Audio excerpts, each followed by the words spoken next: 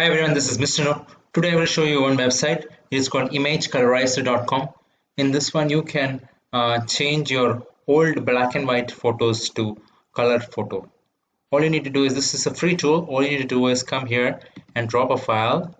Let's take this black and white photo here. This is a black and white photo we have. Just uploading it here. If you want to see, I can show it to you. This is how it looks. Okay, now I'm going to say start processing it. Now it's getting processed.